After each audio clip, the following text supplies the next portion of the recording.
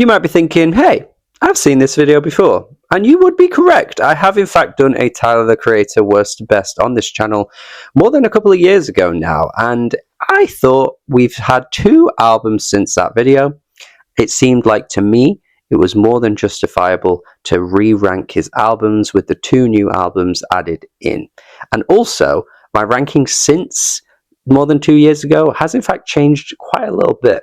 So you're going to want to stick around, because if you have seen that video before, you will be seeing a very different ranking to what it was back then. So yeah, Tyler Creator, everybody knows him at this point. He's a massive hip-hop artist. He's had a real successful period in the 2020s. I think he's hit his commercial peak really now, and is one of the more creative visionaries, I think, in the world of music. Not just hip-hop, I think in the world of music at large. I think his production skills, his ideas, his concepts are super creative, and I think he's a fantastic artist. So it's a good time to celebrate his music just off the back of Don't Tap the Glass dropping. Yeah, you're going to see me ranking all 9 albums from worst to best. Let me know how you'd rank them in the comments. Stick around, subscribe for more videos like this as well. Let's go.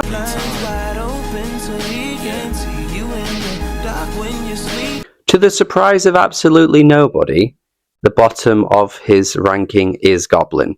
And it remains Goblin, and it's probably never going to change. I don't think he's ever going to drop anything this low in his discography ever again. The type of artist he was back in 2011 is far, far removed from the type of artist he is today.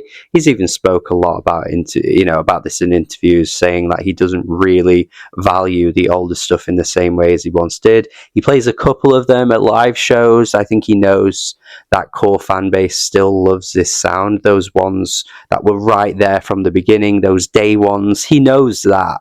But ultimately, I don't think he has a lot of fondness for what he was doing back then, and nor do I. I'm not going to lie to you, I don't either. I wasn't like really on Tyler back then, so I have no nostalgic attachment in the same way that maybe some of his fans were.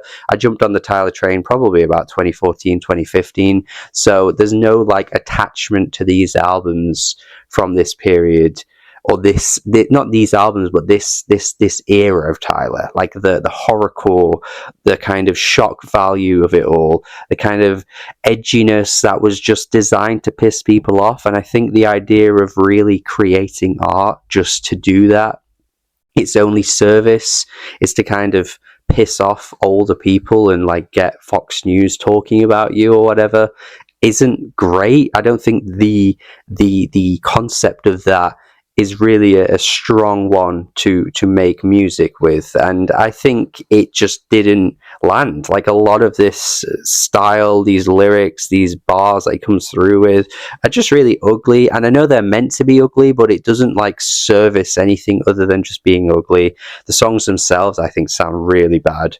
Like, I don't think the beats are particularly interesting. I don't think Tyler's rapping at a very high level either. I don't think the hooks are all that great. I'll take Yonkers. I'll take the track with Frank. Obviously, I'll take the track with Tyler because he's on it. I'll take the track with Frank. I'll take Yonkers. But even then, they're not like top tier Tyler songs for me personally. Yeah, basically like Rage Bait before Rage Bait had a word, really. I think this era of Tyler, like the whole point of it was just to kind of bait people into getting them talking and pissing people off. Is that really a great way to make music? No.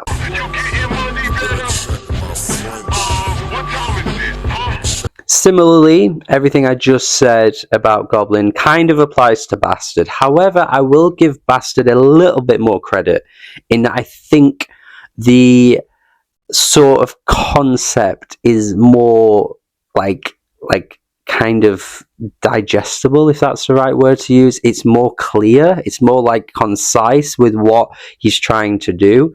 It's not as exactly trying to just be like in your face with it as much as I thought Goblin was, to like piss you off in that sense. It kind of works in that way, but again, Tyler's like creativity just hadn't really blossomed at this point. Like when you listen to these beats and you listen to the beats that he's making today, like there's a night and day difference. There's just not that same excitement that I get listening to these tracks in the same way I would like post 2017 Tyler. Honestly, I just don't feel that. I just don't feel the sparks there. I just don't feel like the hook game is there. I don't feel like Tyler has found his voice in the same way as he has now. It's better than Goblin, but yeah, I'm still kind of like not really here for it. Excuse me, mister, but can you please turn down the lights? Now, Cherry Bomb is a bit of a confusing album because I actually think it's trying to do something and almost succeeds at it, but it's just not quite right with how it approaches it. It's almost like Tyler needed this album to get to Flower Boy. I think you can't get Cherry Bomb without Flower Boy. I think everything that he does here is tidied up on Flower Boy, and I think all of the elements of the kind of synthiness that comes through in the production, that kind of like summery vibe that comes through in the production later on is there, but it's just not fine-tuned, and it just doesn't fully land, and the mixing and the quality just isn't really right. Like you can feel that Tyler is onto something, but it's almost like it's like not quite right. You know, it's not quite right. It's just not got that same spark. It's just not got that fine-tuned feeling that I think he does later on. But again, I think it's a very important album for Tyler. I think it's a sea change in his sound. I think he's figuring things out. I think he's finally starting to master his production technique. But it's a good example of how, you know, you can put two albums side by side and you can play the tracks from each one and you can really hear the difference in the quality and everything like that. And I just think this album suffers in a lot of areas. But Death Camp is great. Love that track. Also think the track Smuckers could be up there with one of his best songs, honestly. I think a lot of people do refer to it as that. It's very different for the album. It doesn't feel like it quite fits in the overall aesthetic of it, but it still stands out in a great way. And yeah, just think Cherry Bomb falls short. It misses a mark. It doesn't quite know how to land on its feet, but later on, he gets there. So for me personally, I would say the first three I've just mentioned there, 9, 8, and 7, are like easily Tyler's weakest albums. I think there's a clear gap between these three and then the next 6. For me personally, like I think the jump in quality is very noticeable and it's very clear. I think everything from this point on, I would at least say I like and I enjoy from start to finish.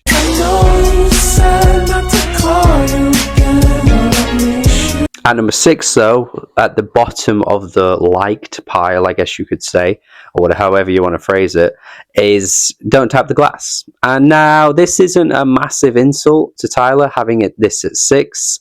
It's just an example of how strong a discography can be, that even a solid, good release that he kind of just cooked up out of nowhere and just threw out just for people to check out very soon after his previous album, still ends up being a pretty good one. Like that kind of goes to show that Tyler's in a very new place now where he feels way more in control, I think, artistically, and has way more of a feeling about what he's doing and just kind of wants to just get these ideas down and put it out. Now, I think that comes with a privilege. I think that comes at a point where you're at a very commercial height of your career where you can just do that. But also it kind of goes to show that Tyler is just way more in control, I think, of what he's doing now. And it works. It's just basically an album that he wanted people to just, you know, get off your phones, lose your inhibitions, and just move. And he gives you literally instructions before this album even was out, and even like these little voice snippets on the album as well, telling you what you need to do for this music. Like this is not going to be something you need to think hard about. There's not going to be like a really fully fleshed out Igor concept or a fully fleshed out Chromakopia concept. I'm just going straight in with the fun dance bangers and you guys are just going to be entertained, and it does its job. I just think personally for me, it doesn't strike me in the way that some of his other bangers do. And I said this in my review as well, and I still stand by it. Nothing's really changed in the, my in the time that the reviews come out and making this video. It's only been a couple of months or whatever, but I still stand by it that I think the dancey bangers he's done on all of his albums pretty much up until this point, and this album felt just basically like an amalgamation of all of those tracks kind of just being thrown into this album. You've got that kind of synthy popness, that synthy funkness of songs that landed on Igor landing here. There were tracks that reminded me of I Think. There were tracks that reminded me of other songs on that album as well. And then also I think there's kind of a flower boyness to some of the production as well. I think some of the harder hitting bangers lived on Call Me If You Get Lost as well.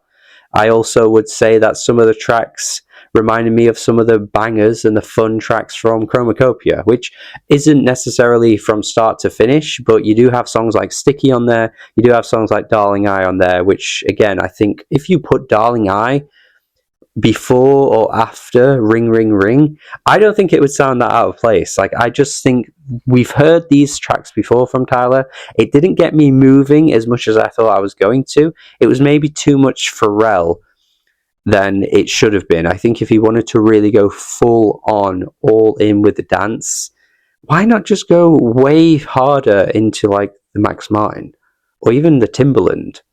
It's still good though. It serves its purpose. I just think I wasn't moving as much as I think he wanted me to.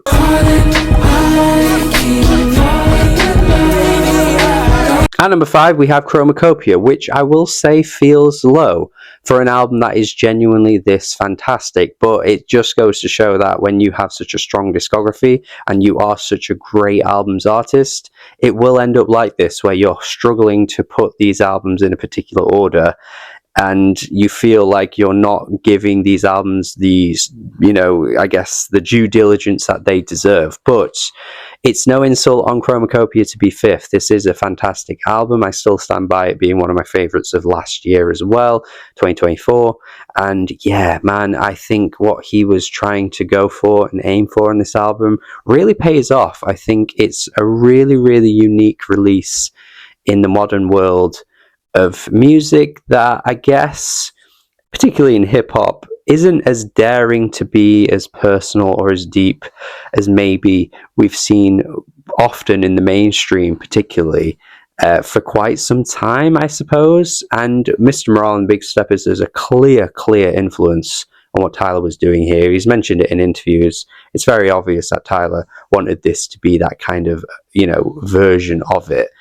And you can clearly see that he's unpacking, trauma. He's unpacking his flaws. He's unpacking the type of person that he is and the mistakes he's made, and all of the, snippets and the little skits that come through from his mother, kind of offering him guidance, offering him light, the light that he needs to see in himself, because he's lost sight of that, and he wants to never doubt himself. He wants to see the true potential, the best version of himself, and it comes from within. And he reminds us all that the light comes from within. We have to tell ourselves and remind ourselves that despite the fact that your light might get taken away in different points in your life, you have to somehow claw that light back and let the color explode and blossom into your true self. And I think the overall message and the overall, I guess, concept and the ideas that he's putting out there are really beautiful, honestly.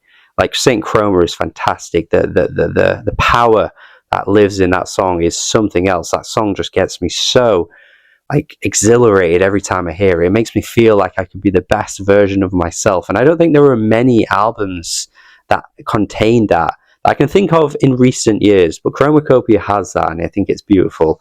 And yeah, it again shows maybe the less, good side of Tyler. There are tracks that he's not exactly wanting to, show his best side, but he's being honest, he's being true to who he is.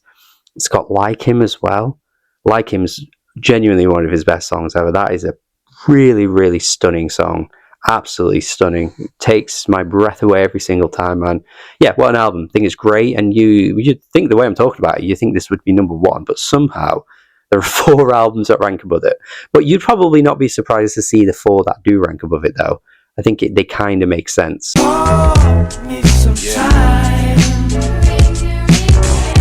Nobody's going to argue that Flower Boy sits at number 4 above Chromakopia, really. But I think it's closer than maybe people would think initially.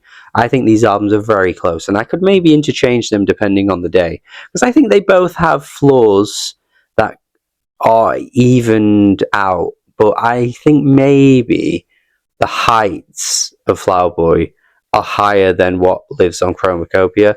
And also, there is the word that I think we are a bit too eager for nowadays, and there is the nostalgia factor. The nostalgia factor, man. 2017 summer, it was run by this album, man. I remember, going to meet friends, playing this album on the way, playing it with friends too, because this is a really good album that most people just kind of, could fall in love with. If you weren't a hip-hop fan, I feel like you could enjoy this. If you were a hip-hop fan, you enjoyed this. You were kind of excited to see this new version of Tyler at the time. It felt completely fresh and brand new. It just had an era for me that is lived in my memory and it's etched in my brain. I just felt that it had to be one above Chromakopia just for that reason. Maybe there's just not enough time that's passed to maybe rank them differently, but for where I am right now, yeah, Flower Boy is great. It used to be my favourite Tyler album, but times changed and how I felt about his music did shift a little bit, and I realised that I do think I prefer his other ones more. But yeah, what an album. See You Again is basically his biggest song now. It's in the top 100 all time on Spotify, which is kind of crazy actually when you think about it, that Tyler hasn't really ever had a major top smash hit charting at number 1, and yet he has a song in that kind of high esteem is really crazy, but it is fantastic. It's a lot of fun. Summery vibes, that gooey synthiness started to creep in. It improves upon what he was trying to do on Cherry Bomb in a massive way. It tidies all that up. The Frank feature's great. The Lil Wayne feature's great. The A$AP Rocky feature's great. November's on here. It's fantastic, that track. 911, Mr. Lonely. The sample on there is great too. Yeah, so much brilliance living on this album. Love it, absolutely love it. My only main critique would be the last 2 tracks I don't really care about. I'm not really into those, but otherwise, great album. I fucking hate you, but I love you. I'm bad at keeping my Ranking at number 3 though is a bit of a surprise, and when I first did this ranking a few years ago, this was in fact my number 1 Tyler album, which has changed. And that's why another reason I wanted to do this video, because like I say, it's dropped 2 albums since, but also this isn't my favorite Tyler album anymore, and I needed to get that out there. I needed that to be, documented for you guys to know, because I do think Wolf is fantastic. I would even say Wolf is very underrated too. I think it's not really appreciated in the grand scheme of his music anymore, because Wolf is kind of considered part of that Goblin Bastard era, and I guess it is in the sense that it does feel very different to who Tyler is today, but I think it's honestly a lot more unique and far less edgy than people give it credit for. I think he'd started to mature on this album. A lot of people always look at Flower Boy as the mature Tyler, that he became a new version of himself. I think it actually started at Wolf. I think you can clearly see with songs like Answer that this guy had a lot more under his belt than he was letting us know about from his first 2 releases. The writing on that track is incredible. The beat on there, the chorus, is so emotionally powerful. You learn so much about who he is and where he comes from with that track. Genuinely could be a top 3 Tyler song, honestly, if I were to ever rank his songs. That song is phenomenal. But yeah, I think also you got tracks like Rusty, you've got Tamale on here as well, which is one of his hardest bangers ever. There's a lot to enjoy with this album. He still has that, clear edginess, that young Tyler in him, that he just throws out things that he's kind of just there to piss people off a little bit. It doesn't fully go away, but I still think with the production and the features and the rapping on here, I think he's performing at a very high level, higher than people give him credit for. I would say. Yeah, fantastic. The Pharrell track as well, the Frank features on here, all those tracks are phenomenal to me.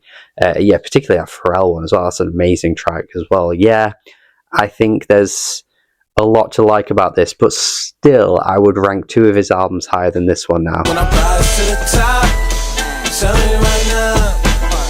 Tell me. Coming in at number 2, though, is in fact Call Me If You Get Lost. I think this ranks as his second best album.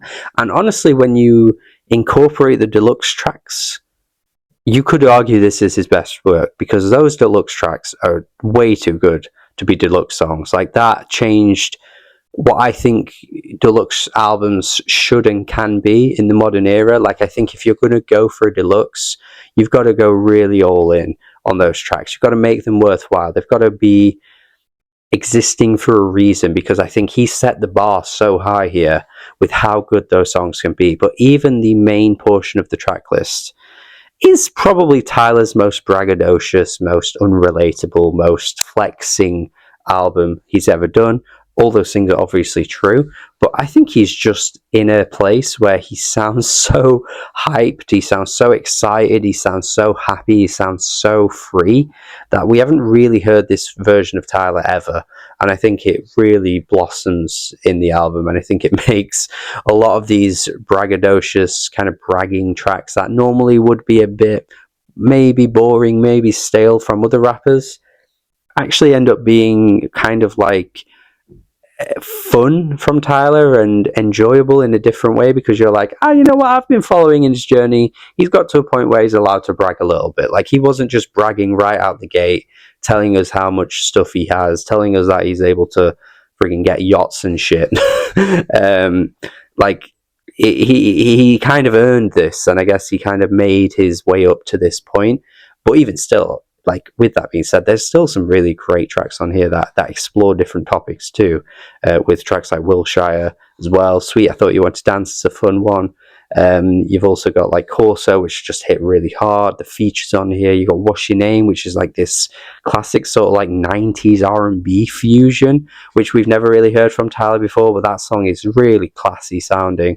So yeah, even with all of what I've just said about the braggadocious energy, you still get different faces of Tyler, and it comes through really well on so many tracks. And yeah, the DJ drama, shout outs and stuff are quite funny. At first I thought they were a little bit annoying, but actually the more I listened to the album, I kind of just embraced it, because it had this really cool mixtape feel to it that made it feel like I was listening to something from the 2000s. At times it kind of sounds like something like Clips would be doing on one of their mixtapes from 2005 or something, with that kind of energy and that really like pummeling, bang bang bang bang bang, like track to track to track. We're not letting up any wasted minutes here. Everything's just going to flow into one another. It feels really cool. Yeah, like I say, with the deluxe version as well on top of it, it just makes this album even more unstoppable, because like Heaven to Me, Sorry Not Sorry is one of his best songs too. Like, man, crazy stuff.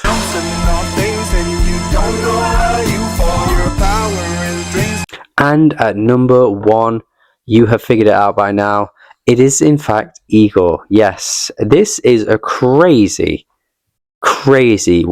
complete 180 for me. I went from reviewing this album back in 2019 to getting absolutely bombed in the comments and bombed with the dislikes, and basically coming out of it thinking I just didn't like it. I couldn't get with the vocals, I couldn't get with the feeling around the album. Something just didn't click for me.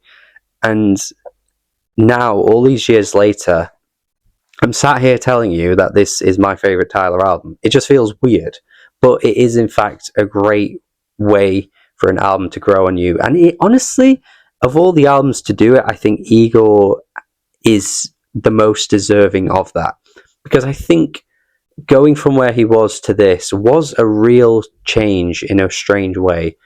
But I think figuring all that out and giving it time to sit with you and understanding what he was trying to do with the album and the concept, and becoming more accustomed to some of those vocal performances, which in places are still rough, but actually, as I've kind of grown older with my loving of music, I've realized that honestly, vocals aren't the be all end all. Like, yeah, you can be Adele, but at the end of the day, am I enjoying the music? Am I enjoying everything else that comes with it? Or am I just appreciating how good your voice is? And I think there is a lot more to music than that. And I think what he goes for on this album does challenge you in a quite an experimental way, but it really works and it really lands. And I think it's a remarkably unique album for our times. Like when you think about what he's going for with the love triangle concept, and showing, again, similar to Chromacopia, he's not showing the best sides of himself on this album. He's showing those bitter sides to himself. He's showing the jealousy. He's showing the anger, the resentment that comes along with it when you really start to fall for somebody, but they're not feeling the same way back. It's a really real album that I think a lot of us can experience and feel in our lives, and it presents it in such a compelling way from start to end, with the fact that the production is absolutely incredible. Like, New Magic Wand, how the hell can anybody even come up with that song, man? Like, it's insane. But then also, Are We Still Friends, with the amazing Al Green sample, the amazing sampling across the entire project. Gone Gone, thank you again.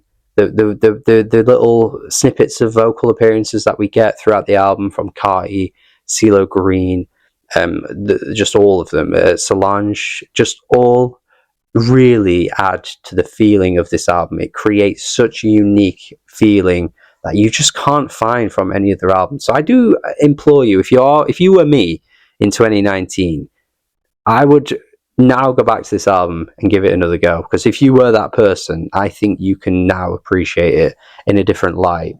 But if you were somebody that loved it from the start, then hey, props to you. But yeah, I love this thing. I think it's incredible. I think it's stellar. I think it's one of the most unique albums. I think it's got one of the best claims for like a modern classic that we can ever really say.